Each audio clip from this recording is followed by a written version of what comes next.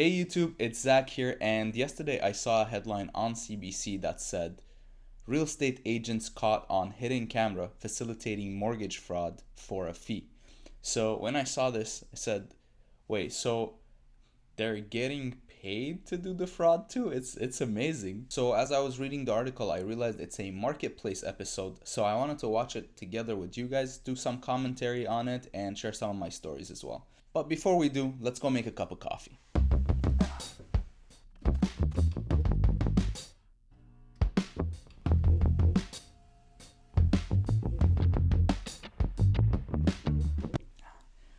I got my coffee. Let's load up the video and start watching. Often, new Canadians are the target, like Swati Dwale and Amal Wulunj. But they have limited credit history. So it's newcomers sometimes that fall for scams like this. I feel bad, and they come with hard-earned money, and you can lose it. They reach out on a real estate group chat for help, and in comes a hopeful message. A real estate agent who offers to help with the mortgage too. They share their details: good income, decent down payment, credit scores. They have really good income. I'm sure their credit score is not gonna be extensive, so those numbers should get them a house worth $850,000 max, but the agent assures them he can get them more and helps them make $1 million offer on this home. The bank oh, okay. So they put an offer on a property for $1 million. With their paperwork, they will qualify for 800, and they haven't gotten a pre-approval. So the agent told them, don't get a pre-approval, you don't need it, and the bank obviously wouldn't give them the money for it. So look, if you're the agent and you're recommending not to get a pre-approval and put an offer, I'm assuming it's going to be a firm one because the market was hot, probably when they were purchasing. I think the agent should have been the one who put the deposit in. Okay, before I forget, thank you so much for everyone who subscribed on my last video. I wasn't expecting the numbers to go up that fast. My goal is to hit 100, so if you're watching this video, just scroll down, click on the subscribe button, and while you're down there, just smash the like button too. It's just easy. It's right there. Just do it. Is the mortgage Swati and Amal need. What did the real estate agent tell you about what the mortgage broker could do? He can do any paperwork and make us qualify for more mortgage. He can help you even if any jugaad is needed. Jugaad is a Hindi word basically which means manipulative. We did not. Okay, so red flags. If your real estate agent says, hey, I can bake the documents, we can sprinkle it with salt and pepper, we can season it, don't worry about it. It's numbers, you can't get too creative. Want to go that route? To use the mic. Our undercover team is posing as new Canadians purchasing their first home in the GTA. I love these shots where they show the gear. I try to identify what mic they're using sometimes, what hidden cameras they're using. They're looking at 10 properties listed by agents we're warned may be doing sketchy deals.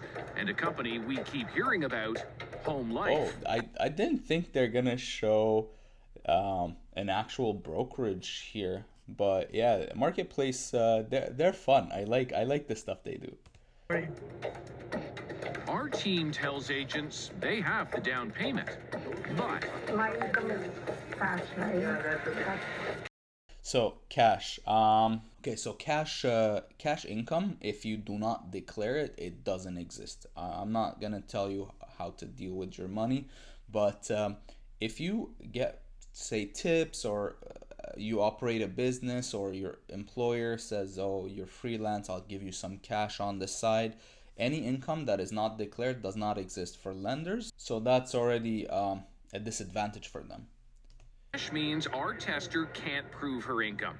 That's a problem. They will do some documentation showing that you guys are making more, and they'll get you qualified. So we'll make the documents. That's just, if you hear anyone say that, listen, at the end of the day, if you're the buyer, you're the one who's putting the deposit. So if you're okay walking away with $40,000-$50,000 minimum, getting sued for not being able to close on a transaction for damages X, Y, and Z, and going to prison, then yeah, just falsify documents, buy the biggest house you can. I don't know what to tell you. But fakes like that will cost thousands. That's what they charge 1% of the mortgage. So they charge 1% Of the mortgage. In total, 6 of the 10 real estate agents openly offer to break the law for a fee. That's why I wanted to be in person, because Wow, so these guys are charging 1% of the mortgage. I thought it's gonna be $500. We'll just type the zero wrong, or I wasn't expecting that. So these guys must be professional. There must be a company behind this.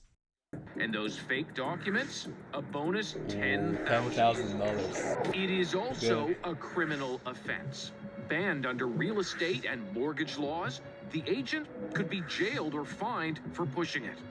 There you go. You can't do stuff like this, and it doesn't go away. Eventually, it'll come back. Cheats. You see this 6 letter of employments, 3 from each company. Director of Operations Chirag Mehta has a keen eye for spotting fraud. The letter of employment that I showed you also has a T4. But none of this is real. The company doesn't even exist. If you look at these letters, So they have T4s here. This is an organization, I'm gonna say, or some very sophisticated people who are photoshopping and feeling comfortable doing it. You know what? Maybe they're not even in the country, because if you're doing something like this, you don't want to be found, right? I don't know. This is quite scary. So I had a client of mine reach out to me not too long ago.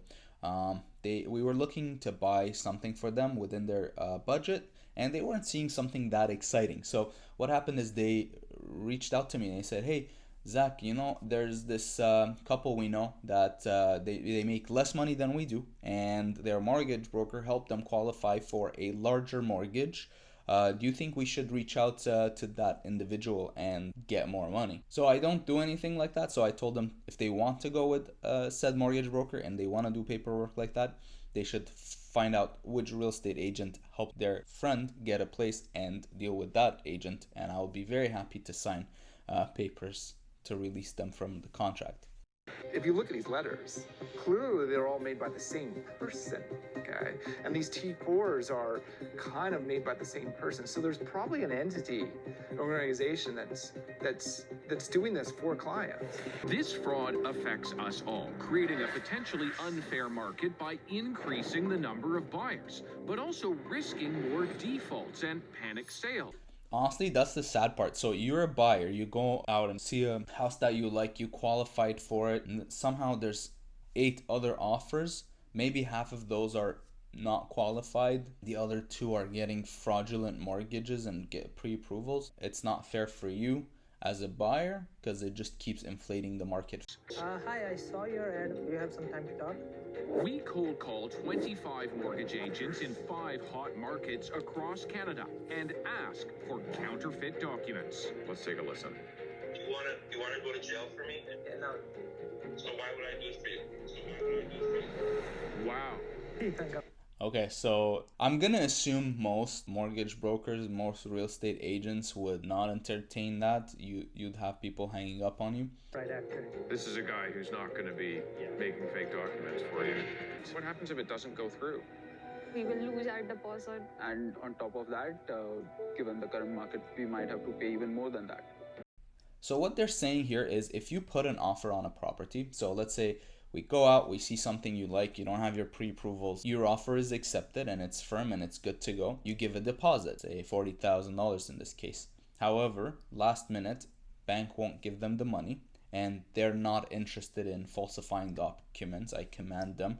They needed to work with a better real estate agent to guide them through this. This is very sad, actually. So what happens is they can't close. So now their deposit is gone. They can't get that $40,000 back. Plus, because you're in a downwards market, the seller now is going to sell the property again, put it back on the market, and they're going to sell it for less. And the moment they sell it for less, they can sue you for that difference. Let's say if they offered $1 million here and the seller was able to sell it for $900,000 a month from then, the seller can sue them for $100,000.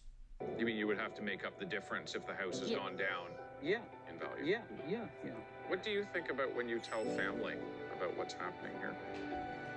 To be very frank, we haven't told them. Yeah, this is sad. This is...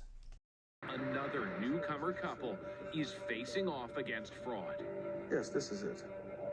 Chris and Bibi left Guyana for a better life with their two sons. They find this $1.3 million home. Their real estate agent, again from Same Home company. Life Miracle, tells them Same company. to use his mortgage agent. He did say to us that he can get us a loan between $800 to $1 million. They put down a hefty $100,000 deposit, but just before the deal closes, their mortgage is denied. Sure enough, Chris and Bibi's agent steers them to a private mortgage. Okay, so this sounds like it was almost planned. If they went with the mortgage broker of the real estate agent, because it's his best friend or he's the one who's doing it, and then last minute couldn't get them the money, sounds like there's some trickery happening there. Maybe they're trying to push private lending, which is very expensive. Private lending is, there's tiers of lenders. So if you go to a bank, let's say it's tier A, and then there's B lenders, then C lenders, and then there's private lending. Each time you go down that ladder, the interest rate is a lot higher, so it's going to cost you a lot more money per month to just keep that mortgage. And those are not mortgages that you want to keep. Most of the time you want to get to the lowest interest rate possible. So sometimes if you're in trouble, you can try and get private lending just to close the deal.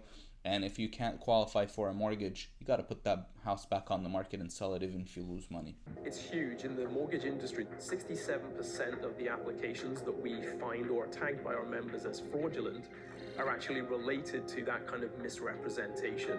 A figure that amounts to at least 16,000 potentially fraudulent applications every month. Wow, there's 16,000 fraudulent applications per month. I'd like to know more about this specific number, but I thought it's gonna be 40 people. If you get caught as a accomplice to that fraud, it's actually risk of prosecution. It is illegal. Fraud, no matter what, is illegal in Canada. That will get reported in various places, and those places lenders will check. And so, yeah, you absolutely run the risk of not being, qualified for a mortgage. So what happens is you do something like this, you get flagged, and it goes in your record. You might not even be able to get an iPhone, believe it or not. If they'll do a credit check, it will get declined. Buyers like Swati and Amal can only hope others don't suffer. They're living now in a friend's basement after walking away from their $40,000 deposit. That was a huge amount for us to lose. It was that hard-earned money. Okay, so I was expecting more doom and gloom from this episode. It's not as exciting as I was anticipating for it to be. As a buyer, keep in mind, very important, when you meet someone in person and if you see any of these red flags, at the end of the day, it's your deposit. You're the one who's making that purchase. You don't have to stay with a real estate agent that you're not feeling comfortable with. And there is a paper that both you and their brokerage needs to sign for you to release yourself from those commitments and get yourself a good real estate agent. Buying is a very stressful process. So our job as real estate agents is to make sure you understand the process, understand the risks, make good decisions, and protect you from being in situations like this, because it's not a fun situation to be in. So stay safe out there. Thank you for watching, and I'll see you guys in the next video. Bye.